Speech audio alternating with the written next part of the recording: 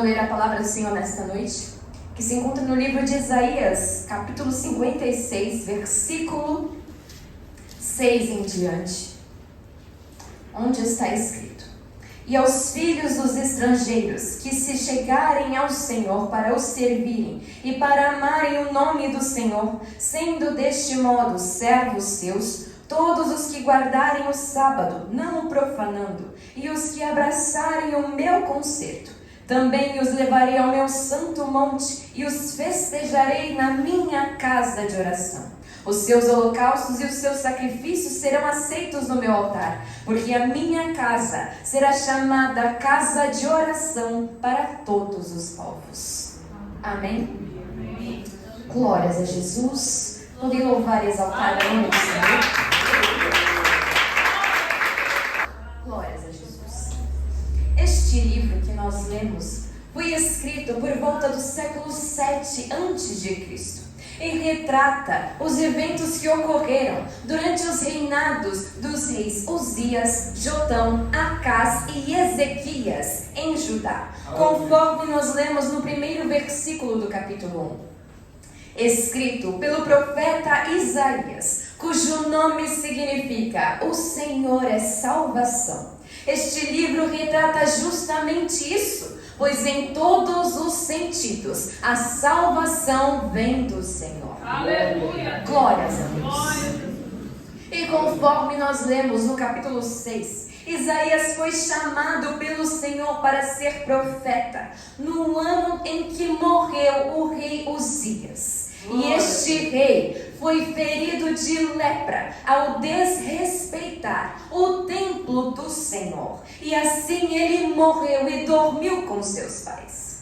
E desde então, Isaías profetizou ao povo de Judá acerca dos acontecimentos futuros, tanto sobre o juízo de Deus, como sobre as promessas de restauração que viriam após o exílio. E ele também profetizou acerca do Messias que havia de vir. E dentre todos os livros do Antigo Testamento, o livro de Isaías é aquele que tem mais referências no Novo Testamento. Aleluia! Mas afinal, o que significava ser chamado pelo Senhor para ser profeta? Ora, o profeta era o porta-voz de Deus de sua época, pois através dos profetas, Deus alertava, corrigia e exortava o seu povo. Aleluia. Inspirados pelo Espírito Santo de Deus, eles eram, portanto, os portadores da mensagem de Deus ao seu povo. Glória a Deus. Glória a Deus. Aleluia, Jesus. E quando olhamos para isso, parece algo bem bonito e bem simples na teoria, mas na prática não era um chamado fácil.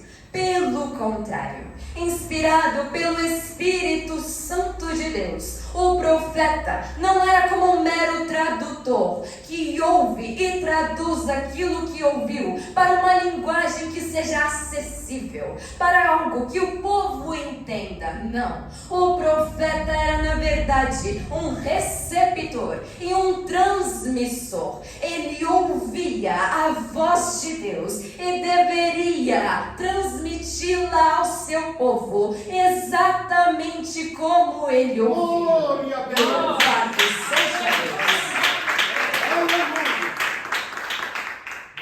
E ai dele, se desejasse ou mesmo se ousasse mudar ou amenizar aquilo que o Senhor dizia a ele, pois ele não estava falando em nome de homens, mas sim em nome do próprio Deus. E frequentemente, então, estes profetas sofriam com este chamado. Em toda a Bíblia nós vemos que todos os profetas, sem exceção, sofreram. Louvado seja Deus. Porque não há privilégio algum em saber de antemão aquilo que o Senhor fará. É, na verdade, doloroso você dizer algo a alguém inspirado pelo Espírito Santo de Deus e essa pessoa não te dar ouvidos. E nós vemos muitas vezes que estes profetas se sentiam desolados porque eles falavam e repetiam vez após vez as mesmas coisas, mas o povo simplesmente não queria ouvir, simplesmente não desejavam se arrepender dos seus maus caminhos. Glória a Deus. E para aqueles que possuem o Espírito Santo de Deus, vocês podem imaginar o quanto isso é doloroso. Pois não é ao profeta que este povo estava resistindo. Não era simplesmente a um mero ser humano, mas sim ao próprio Deus que usa o profeta. A não dar crédito aos ministros de Deus nesta terra, no que eles estão falando. Vocês não estão simplesmente rejeitando um homem, mas sim o próprio Deus. E não sairá impune todos aqueles que agirem desta forma, pois o Senhor há de recompensar a cada um conforme as suas obras. Louvado seja Deus.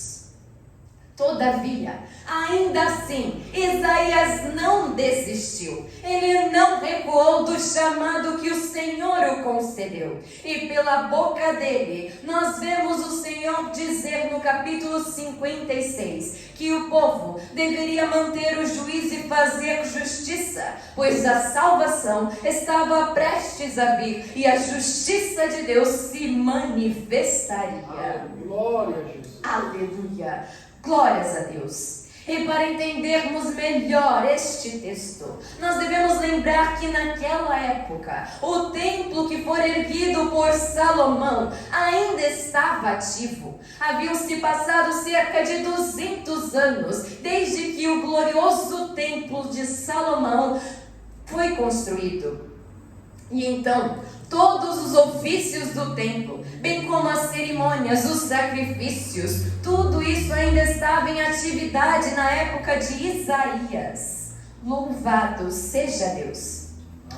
Glória a Deus. Aleluia. E para entendermos então melhor o que o Senhor está nos dizendo, vamos nos lembrar da oração que fez Salomão quando ergueu o templo, no capítulo 6 de 2 Crônicas, aleluia, no versículo 32 e 36, ele assim o diz: assim também ao estrangeiro, que não for do teu povo de Israel, mas vier de terras remotas, por amor do teu grande nome, e da tua poderosa mão, e do teu braço estendido, vindo ele e orando nesta casa, então ouve tu desde os céus, do assento da tua habitação, e faze conforme tudo que o estrangeiro te suplicar, a fim de que todos os povos da terra conheçam o teu nome e te temam, como o teu povo de Israel, e a fim de saberem que pelo teu nome é chamada esta casa que edifiquei.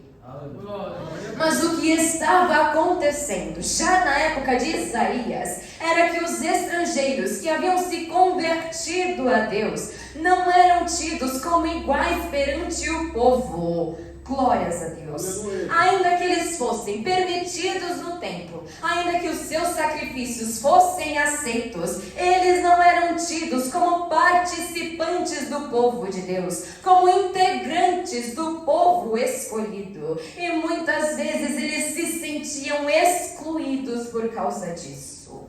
Aleluia. Glórias a Deus. Todavia, em Deuteronômio, no capítulo 10, versículo 17 e 18, nós vemos que o Senhor nos diz que não faz acepção de pessoas e que ama o estrangeiro. Aleluia! É por conta disso, então, que o Senhor, através de Isaías, diz que traria os estrangeiros ao seu santo monte. Ele daria alegria em sua casa de oração. Seus sacrifícios seriam aceitos, pois a sua casa seria chamada casa de oração para todos os povos. Aleluia! Glória a Deus, aleluia. A casa de Deus, então, não era somente para os israelitas, não era somente para os judeus, não era somente para os homens, ou mesmo para o povo escolhido, mas sim para todos os povos, para todas as nações, para todos aqueles que o Senhor escolheu para si.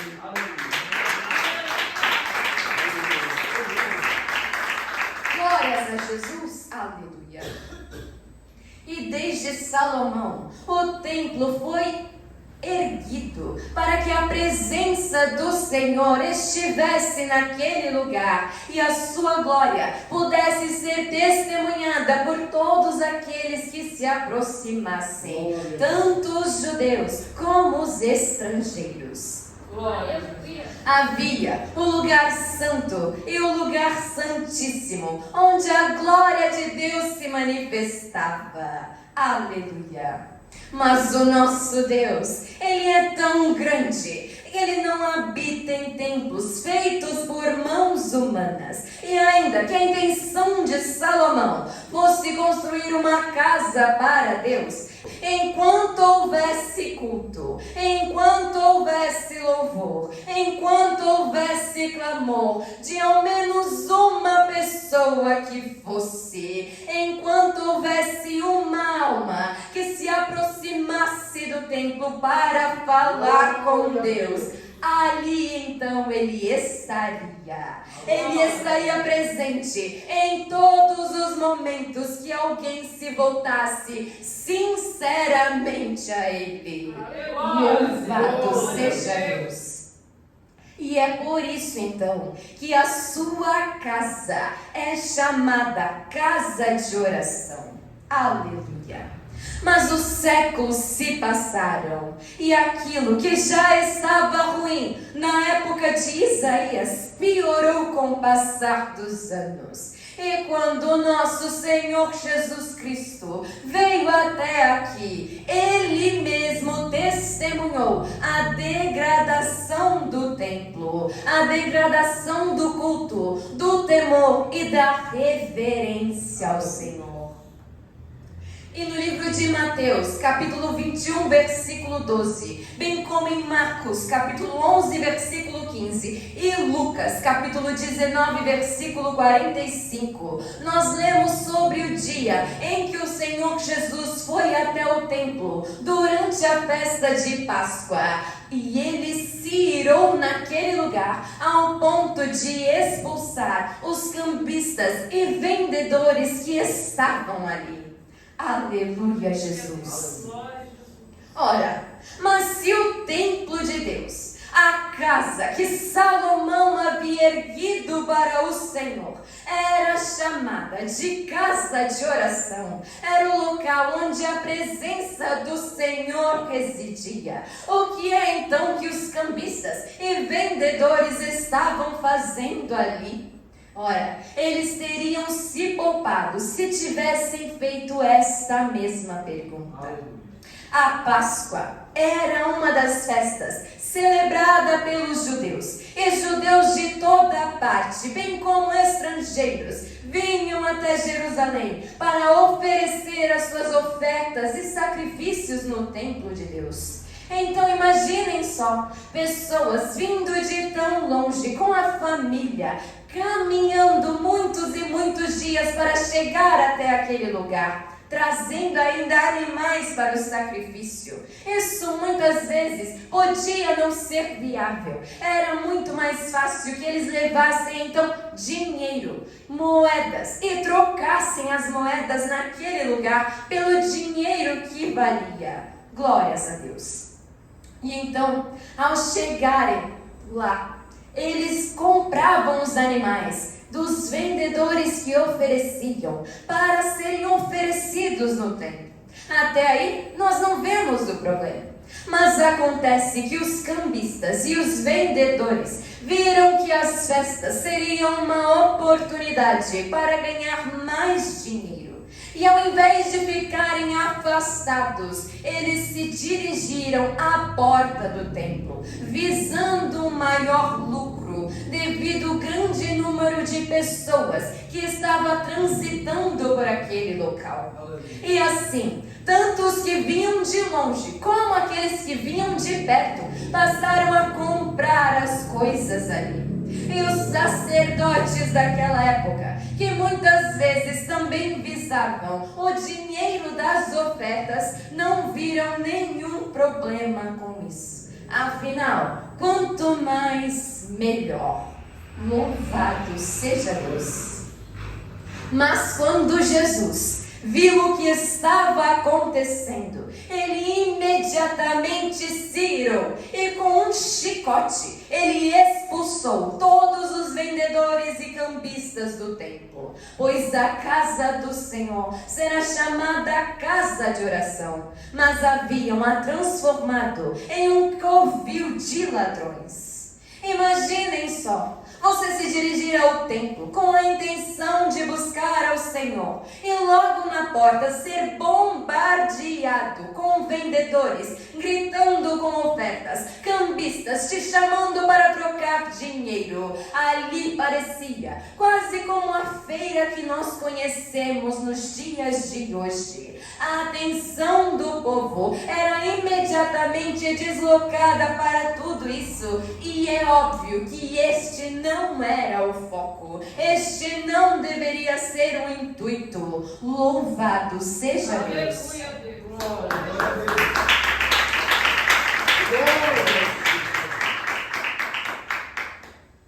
Mas o próprio Jesus ter expulsado-os do templo com um chicote, naquela época, parece não ter sido suficiente.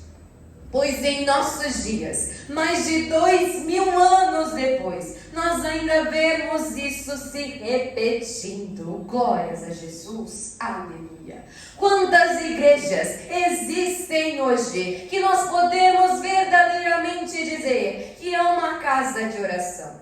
Quantas portas estão abertas hoje, dizendo ser igrejas, dizendo ser a casa de Deus, e que mais se parecem com um shopping, com tantas atrações, com tantas coisas para vender, vendem camisetas, bonés, acessórios, e dizem ser a casa de Deus. Aleluia, Jesus. Quantos lugares vendem alimentos que muitas vezes são trazidos para dentro do culto, como se o culto fosse só mais um entretenimento. E ainda dizem não, mas tudo aqui que nós vendemos é de cunho cristão, é tudo voltado para a glória de Deus, é para o crescimento da obra. Nós arrecadamos dinheiro para a igreja do Senhor. Olha, nós até mesmo estampamos versículos em tudo para evangelizar aqueles que estão comprando.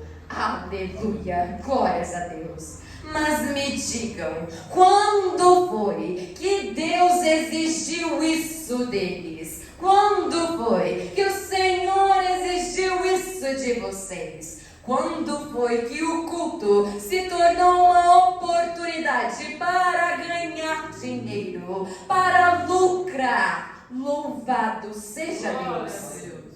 E eu não estou falando aqui dos dízimos e ofertas para a casa de Deus, porque isso sim é uma ordenança do Senhor para que as portas da igreja se mantenham abertas e que tudo na igreja esteja funcionando. Mas eu digo sobre todas essas outras coisas que foram acrescentadas além disso e que se tornaram irreverência. Louvado seja Deus. A maior oferta que nós podemos dar ao Senhor é o nosso culto racional a Ele, com reverência e temor. É quando nós nos oferecemos em sacrifício ao Senhor, corpo, alma e espírito. Espírito. Louvado seja Deus. O culto não é entretenimento, não é passatempo. Ir à igreja não é somente uma obrigação, não é nem mesmo um hobby ou algo que você faz nos seus fins de semana, quando não tem mais o que fazer, não. Vir à igreja se trata de reverência, temor e, sobretudo, obediência. Louvado seja Deus. Ora, Deus não exige muito de nós. Ele somente quer que nós sejamos obedientes à sua palavra, que nós obedeçamos aos seus mandamentos. Pois aquele que obedece aos seus mandamentos ama ao Senhor sobre todas as coisas, e assim torna-se capaz de amar o próximo como a si mesmo. Desta forma, então, fazendo a vontade de Deus. Aleluia, Jesus. Mas em muitos lugares, como nós vemos, não se faz mais desta forma. Estão trocando o lugar de culto, de reverência ao Senhor, por irreverência, por entretenimento. Há lugares em que o culto mais parece um show, algo para entreter as pessoas, pois elas não podem ter um minuto de silêncio, não podem nem mesmo pensar direito no que está acontecendo. É necessário sempre que aconteça alguma coisa. Louvado seja Deus. Aleluia. E muitos em nossos dias ainda se perguntam por que é que nós vemos Deus agir mais em igrejas pequenas. Muitos se perguntam por que é que nessas igrejas simples, nessas igrejas pequeninas, aleluia, nós vemos o Senhor se manifestar de forma diferenciada. Pois é justamente nessas igrejas que o Senhor encontra humildade. É nessas igrejas pequenas que o Senhor encontra temor, reverência. E são dessas coisas que o Senhor se agrada. Aleluia. Nessas pequeninas igrejas, onde o único intuito é de fato buscar ao Senhor, o Senhor se agrada. Então sim, é claro que a oração feita nestes lugares é ouvida e verdadeiros milagres acontecem ali. Louvado seja o santo nome do Senhor. Portanto, não se iludam com as grandes igrejas destes dias. Tamanho e quantidade nunca foram sinal da aprovação de Deus. A presença do Senhor já se afastou destes lugares faz muito tempo. E muitos ainda estão sobrevivendo dos dias em que o Senhor estava no meio deles. Pois a glória do Senhor era vista e testemunhada nestes lugares no começo, quando seus líderes e fiéis verdadeiramente buscavam a glória de Deus. Mas no momento em que se afastaram e rejeitaram o Santo dos Santos, o Senhor também os rejeitou. Aleluia. Quando o foco da igreja deixa de ser a oração e o louvor, a exposição sincera e verdadeira das Escrituras e a administração das ordenanças sagradas, a glória do Senhor não permanece. Quando o intuito da igreja não é a pura e simplesmente buscar a face do Senhor, não há razão alguma para que Ele se manifeste naquele lugar. E se porventura o Senhor continua se manifestando neste lugar, se porventura nós ainda vemos milagres curas e a glória de Deus neste lugar. É justamente pela sinceridade dos corações daqueles que ainda permanecem aqui, cujo intuito é verdadeiramente buscar a face do Senhor e se aproximarem de Deus.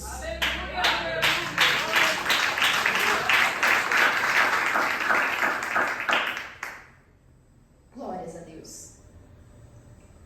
E para estes, nesta noite, assim o Senhor o diz: Igreja, está chegando a hora desta trajetória que terminar. O cumprimento da história será lá na glória quando Ele voltar. Igreja, o céu vai se abrir, nós vamos ouvir Jesus Cristo falar.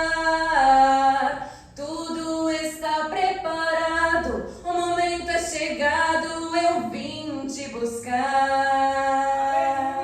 Glórias a Jesus, aleluia. Escutem então o que diz a voz do Senhor nesta noite. Mais importa que as vossas orações sejam ouvidas neste lugar. Mais importa que os meus olhos não venham a se apartar de ti. Não se iluda, igreja minha, com os grandes templos de vossos dias. Não se iludam com o luxo, a pompa dessas grandes igrejas. Pois eu, Senhor, não habito em templos feitos por mãos humanas, e nem mesmo o grandioso templo de Salomão poderia conter a minha glória. O que é então que vocês poderiam construir para mim? Eu, porém, vos digo que preparei para vós um lugar grandioso. Pensam em ouro, prata, pedras preciosas. Sim, eu vos digo que isso e ainda muito mais. Estais prontos? Estais então preparados para o soar da trombeta? Pois muito em breve eu virei para vos buscar. Aleluia, Jesus. Glórias a Deus. Aleluia, Jesus. Louvado seja o Senhor. E então, que nesta noite, nós que fomos lembrados do verdadeiro culto ao Senhor, de que a casa de Deus é verdadeiramente uma casa de oração, e onde nós não encontramos oração, não podemos dizer que é a casa de Deus, não podemos dizer que o Senhor verdadeiramente reside naquele lugar. Que nós possamos sempre nos lembrar disso. Mais importa que as nossas orações sejam ouvidas pelo Senhor do que o tamanho do templo em que nós adoramos e servimos a Ele. Louvado seja Deus. Amém. Que o Espírito Santo de Deus possa continuar falando em cada coração nesta noite.